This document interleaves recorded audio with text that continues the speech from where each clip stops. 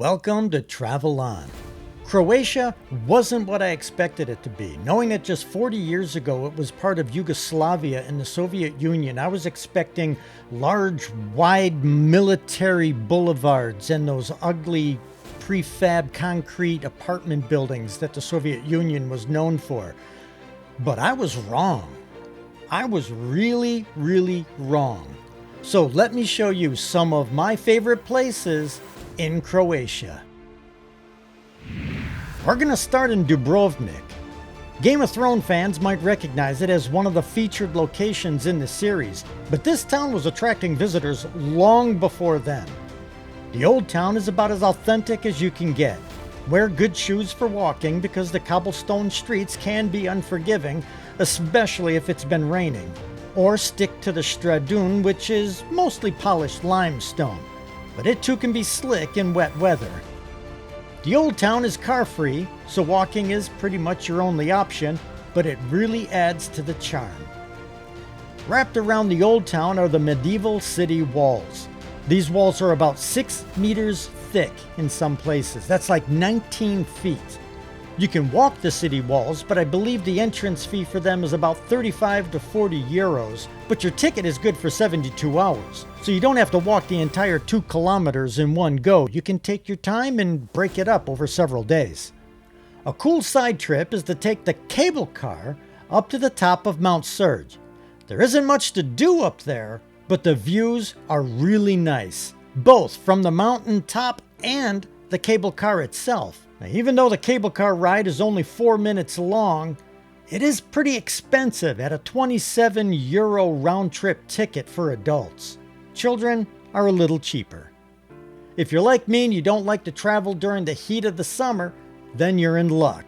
Spring and fall not only offer cooler weather, but there are less crowds as well. If there's a cruise ship in town, you're going to want to get to the sites early to avoid all the congestion that happens when the passengers disembark. Next stop, let's head to Croatia's second largest city, Split. Unlike Dubrovnik, Split has a bit of that Mediterranean feel to it, although we're actually on the Adriatic. One of the first things you'll notice about Split is the Riva Promenade. This is a main roadway that runs along the waterfront and is lined with palm trees, shops, restaurants, and if you're there at the right time, even street performers. While I really wasn't into the shops, I did enjoy walking along here in the evening to watch the sunset.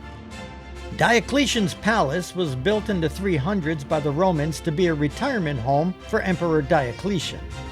This is not like a normal museum. People actually still work and live within this space, so it's like a living monument. What's known as the palace is actually just the oldest part of the city, since the palace itself was just a small city. So going to the palace is free, since you're essentially just walking around Old Town. But certain things within the palace may have a fee. Like the Cathedral of St. Domnius, which has a bell tower that can give you some pretty great views and costs about 10 to 15 euros for both sites. Keep in mind, much of what you're seeing in this area is Roman architecture. That's a nice change from many of our other places which actually feature medieval buildings. If you can, try to visit in August when the Days of Diocletian are held. It's a festival that features Roman reenactments of parades and daily life during the time of Diocletian.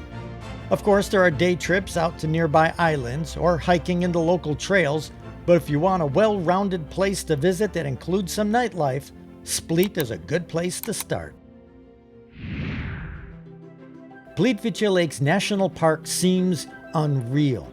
It will make you wonder if you're seeing an AI-generated hologram or something. Honestly, it really is this beautiful. There are more than a dozen lakes, and the waterfalls seem to fall into pools that feed more waterfalls. It's this gorgeous chain of clear blue lakes connected by waterfalls and wooden pathways. While you are relegated to staying on the path, there are fines if you wander off. You can get a different perspective from an electric boat tour. This place is teeming with wildlife, and they don't want you messing that up. The boat rides are usually included in the price of admission and can help you cover more ground on some of the longer hikes if you hitch a ride at some point. If you're traveling with kids or elderly who may not be able to handle a long hike through the park, then consider taking the panoramic train instead. Same views, almost, but a lot less stress on the legs. Depending on the season, the train ride is usually 10 to 40 euros. Of course, your experience will depend greatly on which season you visit. If you like the colors of autumn, then visit in autumn, and so on. I feel like I just talked about Hvar in a previous video, and this may not be the last time I talk about it either. It's a beautiful port town on the island Hvar that draws so many comparisons to quaint Italian towns across the Adriatic Sea. St. Stephen's Square is a good place to start since it sits at the heart of Old Town. That's also where you'll find St. Stephen's Cathedral, which was built during the Renaissance. The town itself isn't very big, but makes for a great place to day trip out to some other places like local beaches or other islands. The water is clean, and if you're in a nice cove, it's quite calm and peaceful. At the top of the hill overlooking the city is the Fortizza, a fortress built in the 1500s. It takes about 30 minutes to walk up to the fort, only about 200 steps or so to climb at the beginning, and then the rest is an uphill zigzag path. But take your time and stop to rest, or just stop to look at the views. It's pretty good either way. I think we paid 10 euros each to enter the fort, but it was smaller than I expected. Maybe save that money for some snacks on the way back down. And while you're here, try some of the local dishes, like octopus. In June is the Lavender Festival to celebrate the harvesting of the island's lavender fields, and July through August is the Summer Festival with classical music, theater, and various folk performances.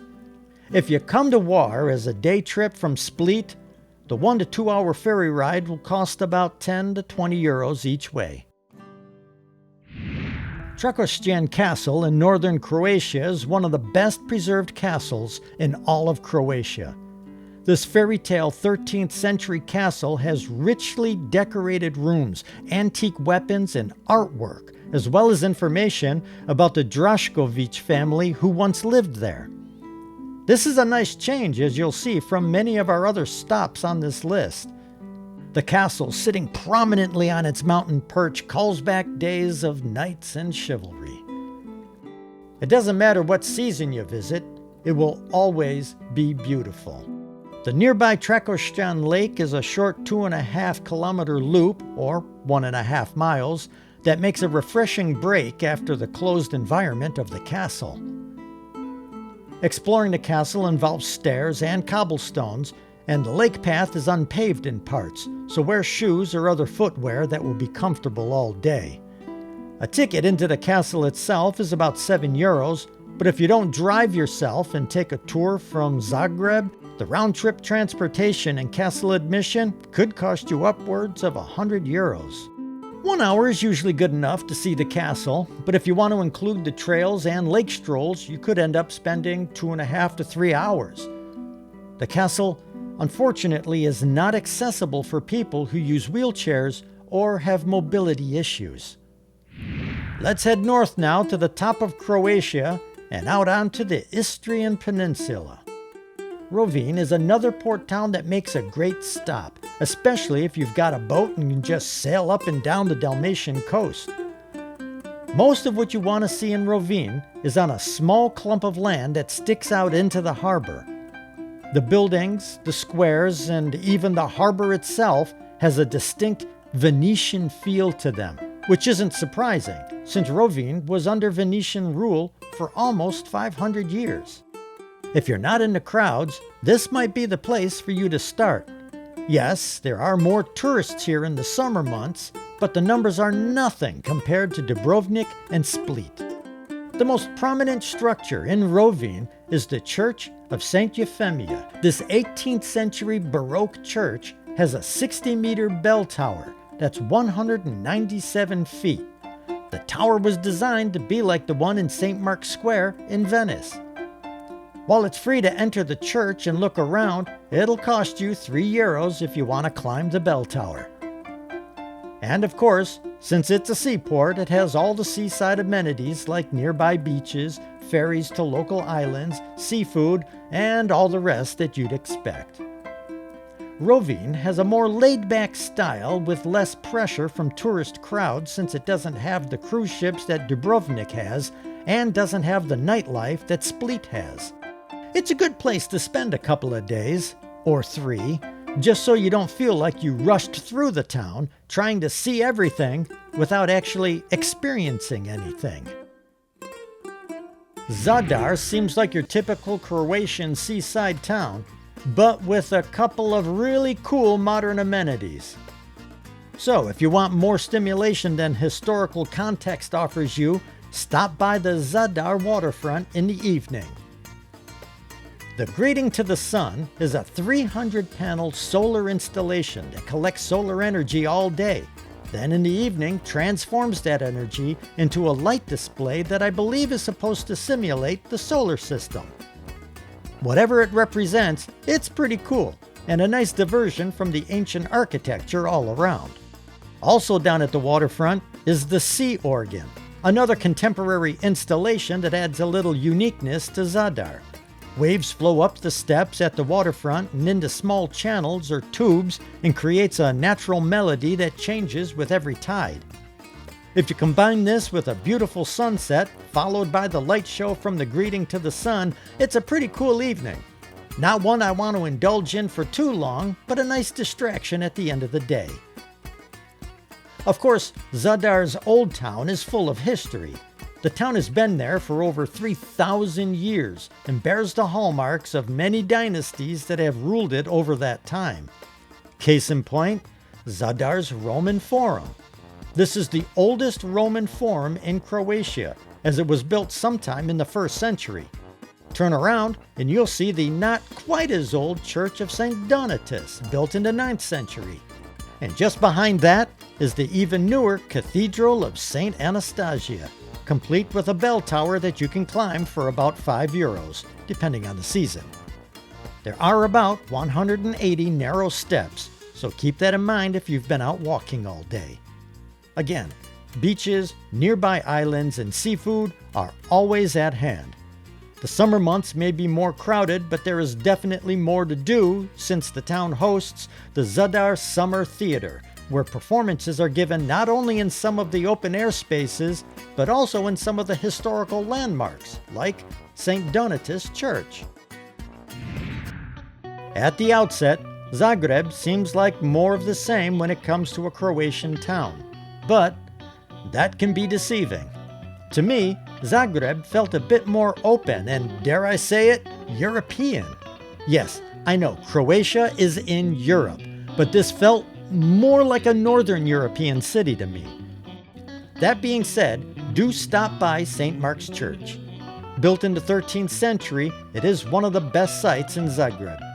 There's also the historic city gate and the Lortschak Tower that, yes, you can climb for just €3, if you haven't climbed enough towers by this point in your trip. A lot of what else to do in Zagreb is more socially based. Markets, festivals, wine tasting, Christmas markets, city parks, that sort of thing. Of special note is the Dolac Market, where you can get a bite to eat and even some to take back to your hotel for later. The best thing about Zagreb is that when you sit down at a local cafe, you are more likely to be sitting next to a local instead of another tourist. So ignore what your mother told you and talk to strangers. You might learn something new. The locals in Korcula will tell you that Marco Polo was born here. They've even picked out a house and set it up as a museum for the great explorer. Unfortunately, the evidence is not in their favor. It's a fun way to spend a little time, but take it all with a grain of salt. The town itself is another example of a beautifully preserved historical monument. The main gates to the city walls that protected it from invaders, and the various towers like the Revelin Tower are all incredibly intact and give you a peek into the city's past life as a Venetian stronghold. Visit St. Mark's Cathedral and Bell Tower. Walk around the Old Town And if you get tired of that, rent bikes and take a ride through the nearby vineyards and olive groves. This is a seaside town, so pretty much anything you'd like to do in the water is available here. Local beaches could be sandy or stony depending on which direction you go, or take a water taxi out to Opatija Island, where there's not only a Franciscan monastery, but quiet coves for some really cool snorkeling. There are ferries from Split that'll cost you about 10 to 20 euros, so if you don't think you want to spend more than a day here in this slower-paced environment, you can plan to make it a day trip. The town is pretty compact and very walkable, so it can easily be done in a day if you don't linger in one spot for too long. Halfway between Split and Zadar is Krka National Park. Unlike Plitvice National Park we talked about earlier, Krka does have places where you can swim, even at the base of beautiful waterfalls. Stradinsky Buk, the park's most famous waterfall, is 400 meters long and is made up of a series of 17 different cascades. During the summer months, there are even lifeguards to make sure you don't get yourself into too much trouble. There are other waterfalls that are just as impressive, but this is the one that gets all the attention. There are wooden paths through the woodland areas to make your hike experience a little easier. The trails can take anywhere from 1 to 3 hours, depending on which route you choose. Besides the waterfalls and nature, there are actually historical sites here in the park. Roman ruins, medieval monasteries, an ancient amphitheater, and a medieval watermill can be found within the park and are a nice way to add a little diversity to your day. There is a bus that will take you from the parking lot to the Stradinsky Buk Falls, but if you choose to walk, it's only about 10 to 15 minutes for most people. There are restrooms and places to buy food, but the cleanest restrooms cost money and the food is a bit on the pricey side. All in all, you will not regret taking the time to visit here. It's absolutely beautiful and generally not that crowded since it's roughly 1 to 1.5 hours from either Split or Zadar. Pula on the Istrian Peninsula is one of those places that can make you forget where you are. It has remarkably preserved Roman ruins, not the least of which is the Roman amphitheater. This amphitheater was built 2,000 years ago and is one of the 6 largest surviving Roman arenas in the world. This arena holds 23,000 people and is still used for concerts, film festivals, and even gladiatorial reenactments. For me, this was the highlight of my visit to Pula. Aside from its Roman heritage, Pula does have beaches, though they tend to be stony or at the least pebbly. Visit the Lungomara Promenade in the evening for a romantic sunset stroll. It's also nice during the day if you're walking between beaches. The cool thing about Pula is that because there is a university here, the whole city has that feeling of being lived in. People aren't just here for the tourist trade, and not everybody is trying to sell you something. Personally, I think that makes for a better experience, and the food tends to be better, or at least more authentic. Sibenik really gave me a dose of deja vu. There were times I thought I was back in Rovinj. There are a lot of similarities, but one of the biggest differences is the St. James Cathedral. This cathedral is built entirely of stone, without mortar. That's right, no mortar, and it's still standing 600 years later. It's one of the highlights for a visit to Sibenik. The old town is a maze of narrow cobblestone streets, stone houses, and historic squares. Like many of the towns on our list today, you could spend a good couple of days just walking through the streets and enjoying the feeling of being lost for an hour or two. St. Michael's Fortress up on the hilltop above Sibenik is not only a great way to see the whole region in one glance, but if you're there at the right time, you can also catch a concert. You can rent bikes or kayaks, go swimming, hiking, and just about anything else you want to do on your vacation. The harbor is a good resource for adventures. The prices for entry to most sites is fairly modest in the €3 to €5 range, depending on the season. June, July, and August do seem to have a lot of festivals, so that may affect prices a little. Overall, Sibenik is a slightly cheaper and less crowded version of Rovinj, so if you're pressed for time and money, it could be a great alternative. Vis is a little more remote than most of our other places. There are ferries from Hvar, Split, and the Italian coast across the sea. Because it is so remote, there is generally not as much to do here, and in the end, that may be what has preserved it so well.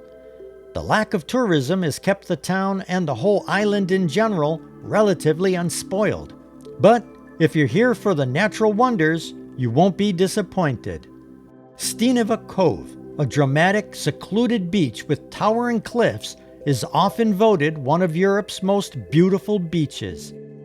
It's only accessible by boat or a steep climb, which makes it even more special since fewer people attempt to visit.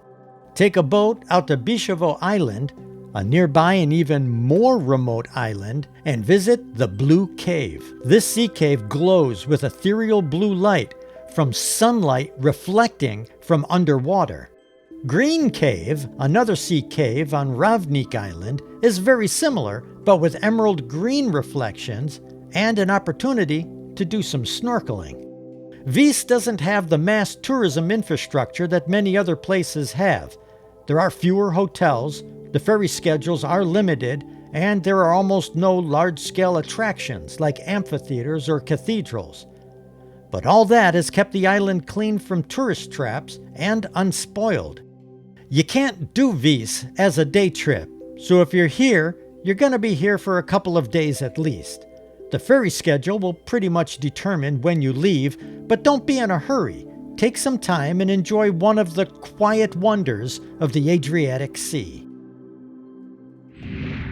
Welcome to Trogir. With more than just a seashore or a river, the unique position of Trogir with a small island directly off the coast of the mainland provides a lot of water access for boaters. And with bridge access to even more islands nearby, this whole area is a mariner's dream. Wander the streets of Old Town that will suddenly open up into a courtyard for a surprising peek at the sun. If the summer heat gets to be too much, stop by the Cathedral of St. Lawrence. Don't be confused if you ask for directions and a local directs you to St. John's. It's the same place. Even though the church is dedicated to both saints, the city's patron saint, St. John of Trogir, is actually entombed in the cathedral, and locals prefer to use that name instead of the more common St. Lawrence. The Camerlengo Fortress is pretty impressive and only costs about €4 to enter. This is another site that hosts concerts during the summer months, so plan accordingly and get rewarded with some outdoor entertainment as well. Along the waterfront is Riva Promenade. A lot of yachts park along here, so you can get a glimpse of how the other half lives while you grab a bite to eat at the cafes or restaurants, or even better, a nice cool cone of gelato. I would also recommend a boat trip out to Chiovo Island or the Blue Lagoon if you want to experience some pristine beaches or do a little snorkeling. If you're coming during the summer months, you may want to book your boat trips and restaurant reservations ahead of time, as bookings can fill up. Yeah, it does spoil the whole spontaneous adventurer vibe, but sometimes you just gotta do it. Opatija has a little bit more of a refined charm than many of its neighboring towns. They call it a 19th century aristocratic ambiance, and I have to agree. The parks and open gardens seem designed to draw in people who are more interested in relaxing and taking leisurely strolls. The Lungomare Promenade is a good place to start. You can see the maiden with the seagull statue and look out at the beautiful Adriatic Sea. The promenade is about 12 kilometers long, or 7.5 miles, so wear comfortable shoes if you want to see it all. There are museums and exotic gardens as well as outdoor concerts in summer. This was a nice change from the other towns I visited, but one day was plenty for me, especially since Opatija seems a little more expensive than some of the other towns. but it was a nice way to break up the trip through the Istrian Peninsula. Makarska is probably best known for its beaches. This Riviera town has one of Croatia's most beautiful beaches, a 2-kilometer stretch of fine pebbles with crystal clear water, shaded paths, and a promenade that has the usual cafes, restaurants, and ice cream stands. In the distance are the Biokovo Mountains, which make an incredible backdrop to your beach outing. There are other nearby beaches that offer more secluded experiences. Some require a bit of a walk or a boat, but are worth the effort. The Biokovo Mountains are part of the Biokovo Nature Park.